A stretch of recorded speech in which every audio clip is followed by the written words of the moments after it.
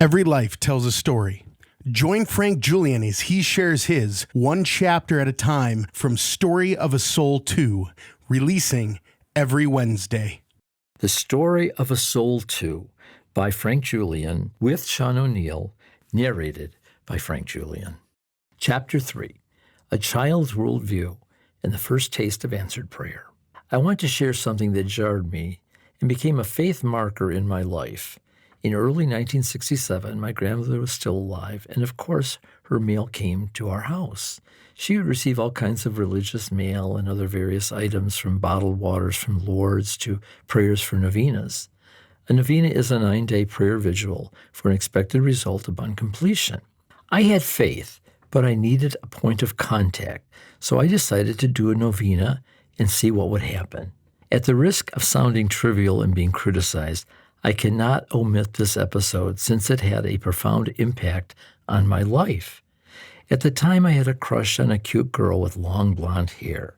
I'd see her at school and at church, and I wanted her to be my girlfriend. Okay, I may have started down the path a little young. I prayed the novena faithfully for 9 days, and I waited to see what would happen. My younger sister came home from her Girl Scout brownies meeting and said, "Some girl at school gave me this note for you."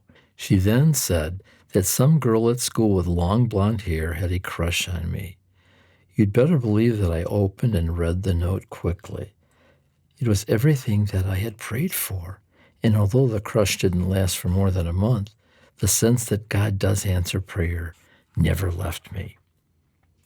I can't tell you how many times throughout my youth I tried various faith methods as I pursued members of the opposite sex, and nothing ever worked in junior high, not really. It seemed like someone I'd like didn't like me, or vice versa. I finally felt that I got the message from God. I said, okay, I will pray for the girl I'm going to marry. I began a prayer odyssey about marriage. That is why when I was encouraged to become a Catholic priest, I'd say, no, I want to get married. I believed and still believe that I had a divine ordained vocation to be a minister, just as long as the minister could marry. I need to tell you at this point, my marriage prayers were answered. I met my wife, Peggy, at Mass during my college career many years later. You can read about my marriage later on. But I will admit to you here and now that the courtship was rocky, to say the least. We just couldn't get on the same page at first. I had dated and went with girls frequently, but I had never fallen in love until Peggy.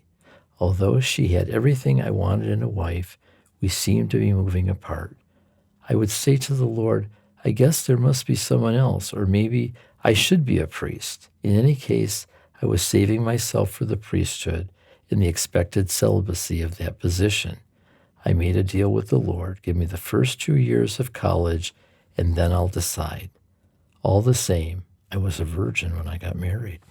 Thank you for listening. Join Frank Julian every Wednesday for a new chapter of Story of a Soul 2. Make sure you like, share, and subscribe so you don't miss the next chapter.